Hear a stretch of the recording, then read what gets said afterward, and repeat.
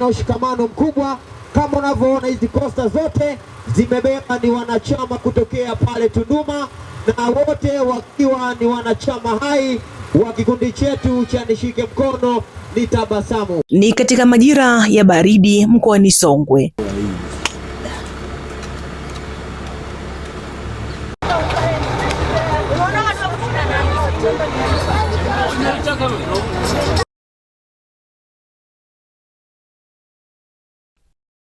Katika majira haya, baridi kali huingia katika maisha ya wengi, hasa watoto ambao mahitaji yao ya msingi huwa changamoto kubwa zaidi.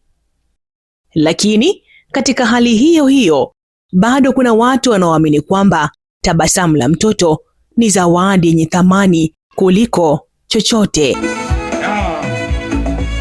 Wanakabidhi chumvi. Asante sana. Baba yetu anapokea. Wanakabidhi miswaki. Dawa mswaki. Dawa za mswaki, yes. Asante sana. Kabidhi tena. Wanakabidhi mafuta ya kupaka. Mnamo Agosti 15 mwaka huu, kikundi cha kijamii cha Nishike Mkono Nitabasamu kilifanya ziara katika eneo la Isoko wilayani Ileje mkoani Songwe kwa lengo la kuwafikia watoto wenye uhitaji na kuwapatia msaada. Safari hii haikuwa ya maneno pekee, bali ilikuwa ni safari ya vitendo na matumaini. Huku mwanzilishi wa kikundi hicho, ndugu David Daniel Mwasimba, akiwa na neno la kuzungumza juu ya watoto hawa. Nashukuru mkuu wa wilaya, mama yetu mpendwa, kwa majina ya David Mwasimba, ndiye mwenyekiti wa taasisi ya Nishike Mkono Nitabasamu. Malengo yetu ni makubwa zaidi ya hapa tulipo. Naamini Mwenyezi Mungu mwingi wa rehema, mwakani tutakutana na mambo makubwa zaidi ya hapa tulipo.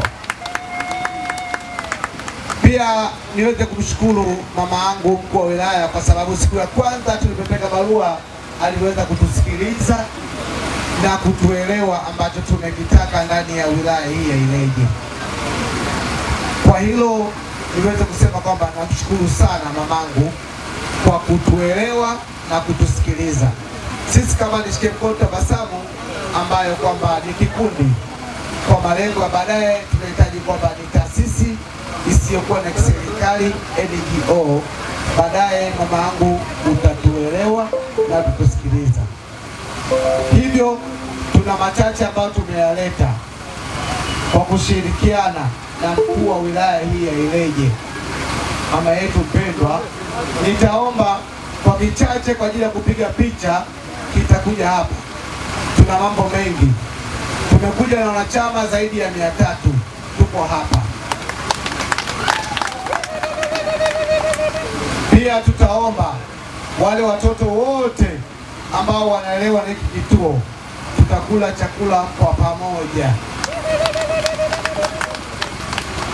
Hivyo nitashukuru au nitakuwaomba sana katibu wangu Yasini Gawaza atasogea mbele hapa kukabidhi kichache kwa ajili ya kupiga picha. Tunavyo vitu vingi sana.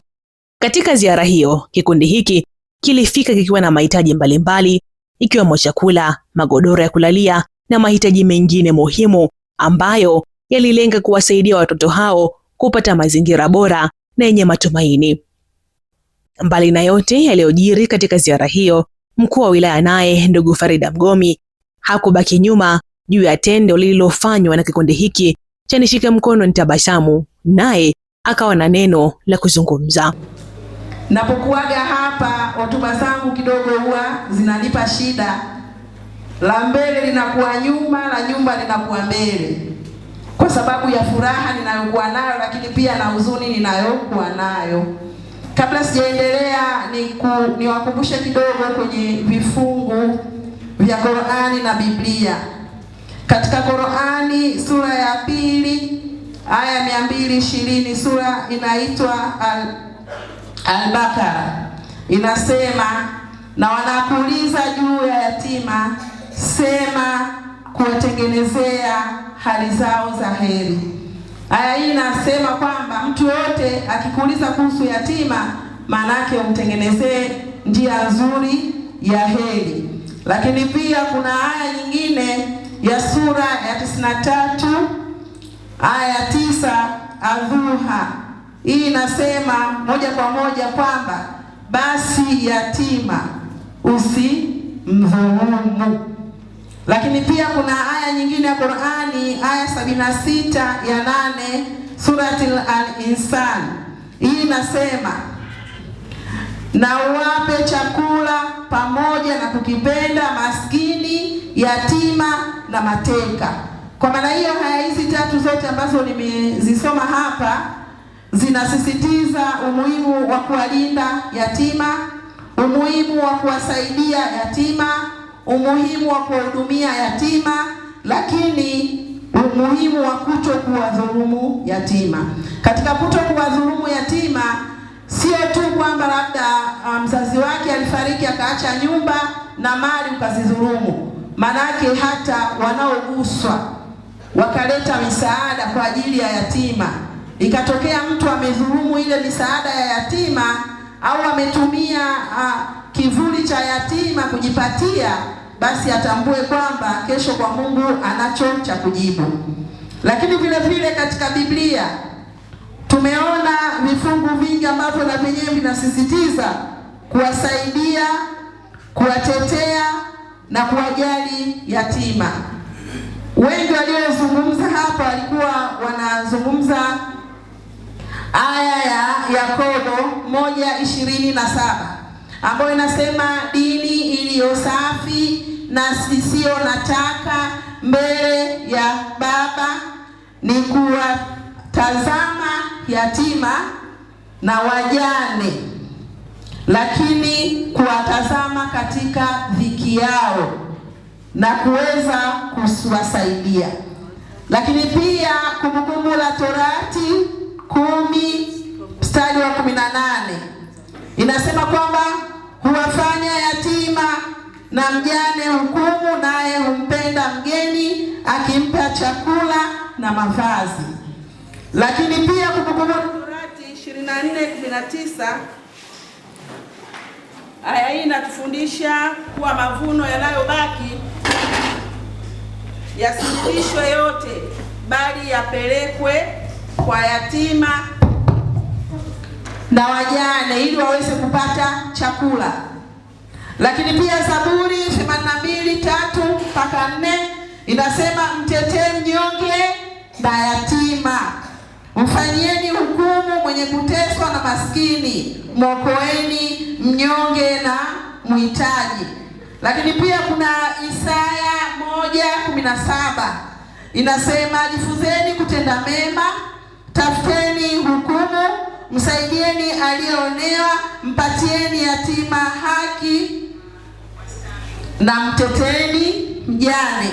Lakini Zakaria 7:9-10 inasema Mungu anawaagiza watu kutenda hukumu ya kweli, kuwa na huruma na rehema na kutomdhulumu mjane, yatima, mgeni wala maskini.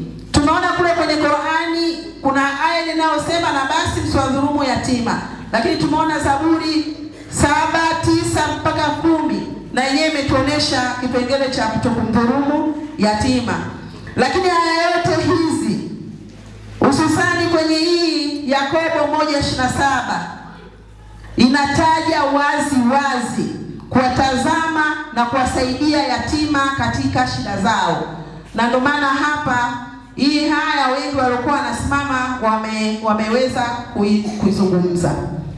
Ndugu zangu wote tuliopo hapa, wote sisi ni waumini wa dini na madhehebu mbalimbali. Mtaungana na mimi katika maandiko yote yaliyopo kwenye Qur'ani na yaliyopo kwenye Biblia yamehimiza kwa kiwango kikubwa kuwasaidia yatima. Kama ambavyo tunafahamu, ukimwongelea yatima manake ni mtoto mdogo ambaye amepoteza wazazi wake, hawako duniani. Lakini tutambue kwamba sisi wazazi ambao tupo duniani na bado tuna watoto, hatujui lini na sisi watoto wetu wataitwa yatima. Kwa hiyo ninafurahi, ninafarijika ninapoona sote kwa pamoja tunaguswa na swala zima la kuwasaidia yatima. Sote tuliokuwa humu ndani, kila mmoja kwa namna moja ama kwa namna mbili ameweza kuguswa, kusaidia, lakini kuweza kufika mahali hapa na hata kuweza kuwaona watoto yatima na hata kuweza kuwashika mkono. Mimi ni washukuru sana wadau wote ambao tumeweza kushirikiana kwa namna moja ama nyingine, wakiwemo mdau mkuu ambaye ni Nishike Mkono, lakini pia tuna wadau kutoka STAMICO kwenye kampuni ya wenzetu wa China, na wenyewe wametushika mkono kwa kiwango kikubwa. Lakini pia tuna IRDO, tuna Ikoju, tuna Paradise Guest House, tuna vijana wetu wa bodaboda, kuna mwenyekiti wa usafirishaji wa mkoa wa Songwe, tuna Ulakozi Microfinance, Hieka, kikundi cha bodaboda, taasisi za serikali na NGO zote, wafanyabiashara, wajasiriamali, wamama kutoka gereza letu la Ileje, wamiliki wa hoteli ikiwemo Ileje hoteli na VM hoteli, lakini makanisa hayajatuacha nyuma. Na hapa tuna mwakilishi kutoka parokia yetu ya Itumba, msaidizi wa baba paroko. Kwa hiyo imeonyesha namna ambavyo nyote mmeweza kuguswa. Binafsi nimefurahi na nimefarijika sana kuweza kuunga mkono jitihada hizi muhimu za kuwasaidia hawa yatima. Ndugu zangu, mimi nilikuja Ileje tarehe 31 mwezi wa kwanza mwaka 2023. Ilipofika mwezi wa 7 nikaombwa niwe mgeni rasmi kwenye kituo cha yatima ili nishiriki nao katika siku yao ya yatima. Kuna utaratibu wao hapa, wanakuwa na ile orphan day. Walinialika. Wakati muda unakaribia, nilikuwa nimesafiri, niko Dar es Salaam. Kwa kila godoro lililokabidhiwa